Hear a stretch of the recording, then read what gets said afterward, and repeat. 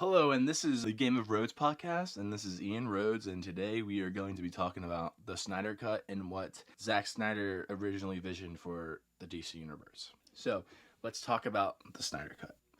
So, people all around are asking about the Snyder Cut, and what originally happened was there was the original script for the original storyline, and then Warner Brothers made him rewrite it, and so he rewrote it and shot that, and that is what people are asking for. But today we're going to be talking about what originally was planned. So originally was planned was that there wasn't supposed to be like all these movies supposed to be matching with Marvel. There's supposed to be just probably like 10 movies total, including like the solo films. So what would happen was it was supposed to be a Superman-centric story film, and the first Justice League movie would kind of be like this, but Darkseid would have been in it more, and it would have ended with Steppenwolf dying by Darkseid, and the people in the Justice League know that something else is out there. The second Justice League movie would be them taking the fight to Darkseid. First, they would have gone to New Genesis, which is basically where the new gods are, and you would have found Orion, probably Big Barda, and probably you would find Mr. Miracle incorporated in. In this movie, they would also bring the Green Lantern Corps, because in the original ending for the Justice League movie, in the after credits, you would have seen two Green Lanterns arriving to Bruce Wayne, saying that Darkseid is out there, going in for this new movie, the sequel for the Justice League.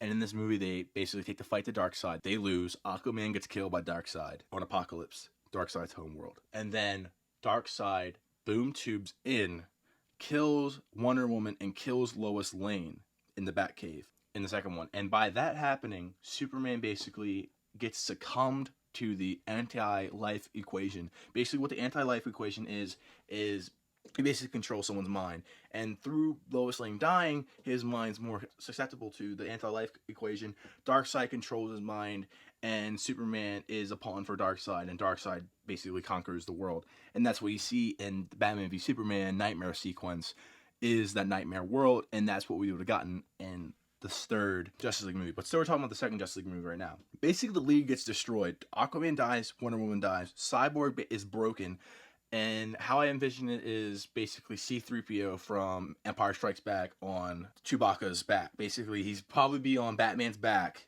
as like a half cyborg, broken. And for the third one, the Nightmare World, Superman is how he is in Batman Superman, this dictator for Darkseid. You would not only have Batman, Flash, and Cyborg working together. I think you probably would have Lex Luthor and Deathstroke working together, because the plot of that movie was they were going to take elements from the Flashpoint storyline. The Flashpoint storyline is when Barry Allen goes back in time and saves his mom from dying, and through that he creates a whole new ripple of time effects. And what would happen in this movie is they were making this time machine. They have to measure like the Earth's gravitational pull and the direct rotation to basically go back in time at the right point on the cosmic treadmill and stop Darkseid. They do it the first time, they go back in time, but they come too soon, and that's why Flash is in the Batcave in Batman v Superman at that time. And when they come back, basically through that time, Superman catches them, and that's when Batman gets caught and killed. And when this happens, Flash goes back in time again and saves Lois Lane. And in doing so, the ripple effects, they're all different. Everything's more comic accurate. All the costumes are more comic accurate. The characters are more comic accurate when they go back in time that happens at the end of the third movie. Flash goes back in time, saves Lois Lane. Superman isn't succumbed to the anti-life equation. Then there'll be the final Justice League movie. What happened is they're all comic characters. They're all comic accurate how they were in the comics, and they would basically be fighting Darkseid. And instead of because Darkseid still boom tubes in, but Batman actually sacrifices his life. He gets shot by the Omega Beam rays and gets killed by Darkseid. In doing so, he saves basically the world, and Superman defeats Darkseid. And at the end of the film, you realize that Lois Lane is pregnant, and then Superman names him Bruce Jonathan Kent, the real person that saved the world, and that's how it ends. If you look at Wonder Woman is basically it was being shot before Justice League was being shot, so that was still in the same Snyder universe. That was actually still in the OG Snyder universe, where it was supposed to be that Justice League storyline. And even Aquaman was supposed to be in that storyline as well. Even Suicide Squad. Suicide Squad was completely edited out because of Batman v Superman, the reviews. what happened was with Suicide Squad, Steppenwolf was originally supposed to be controlling the Enchantress the entire time. There was supposed to be parademons, and Steppenwolf was supposed to be in the movie because there's concept art that came out, and the director basically confirmed it, of him being in the movie. And that basically widens out the whole connectivity of the movie. Because if you even look at it, there's Man of Steel, Batman Superman. Then the Suicide Squad basically takes place right after Batman Superman. It's you can kind of even sell it's one singular story. There's Man of Steel, Batman Superman, Suicide Squad. Then it's Justice League. Then you have Aquaman, the original Batman, the original standalone Batman movie, and probably the Flash solo movie, Cyborg solo movie. Then the Justice League 2. Then Justice League 2 would happen. Then immediately Justice League 3 would happen, the Nightmare World. And when that would happen, then there would finally be the Justice League 4, the final one, where Bruce Wayne dies, and that would be the end of the movie. So that's probably like a 6-film movie. So Zack Snyder had it planned that these characters won't last forever, and people want to see the main heroes. They want to see OG Justice League, Superman, Batman, Flash, Cyborg, Aquaman, even the Green Lanterns when they show up. They're not going to want to see Fire. They're not going to see the Knight. They're not going to want to see Vigilante. They're not going to want to see these B, C, D-list heroes. They're going to want to see the A-list heroes, just like how the Avengers, they want to see the A-list heroes. They're not going to want to see the Avengers fans. They're not going to want to see Squirrel Girl. They're not going to see Iron Lad, or what I said before. They're not going to see these A, B, C-list heroes, because Zack Snyder knew this, and they knew these actors wouldn't be this forever. So they had one singular story, and it was basically destroyed after Batman and Superman came out.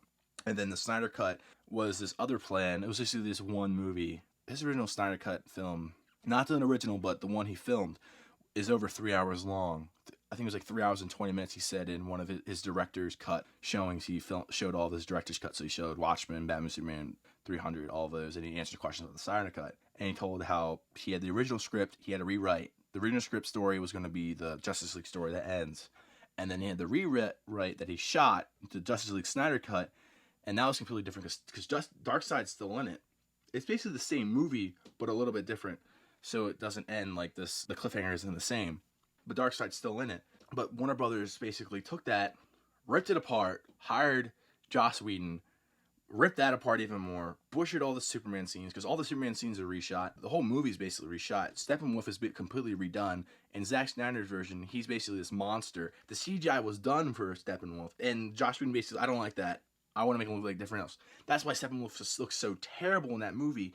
And even like the final battle, it's completely different with Zack Snyder look, because there wasn't all this red stuff in the original Zack Snyder version. It was completely different. Because look at the trailers, they're completely different. There was no Russian family in the Zack Snyder version. The reason why there was no Russian family because of the backlash he got from Man of Steel of having all these people without destruction in the city. They wanted to be an empty town. That's why they did it that way, which is so idiotic for Joss Whedon to do. And he basically butchered this film. And now, even like the new chairman for Warner Brothers don't recognize the Snyder Cut. And there's rumors and people coming out that saying that Snyder Cut is actually happening and it's going to be coming out Comic-Con this July. And if that happens, that's a really big deal because people have been saying there's no Snyder Cut. There's no Snyder Cut. There's no such thing. This is the movie. No. When this finally comes out, people are going to believe, well, wow, this actually happened.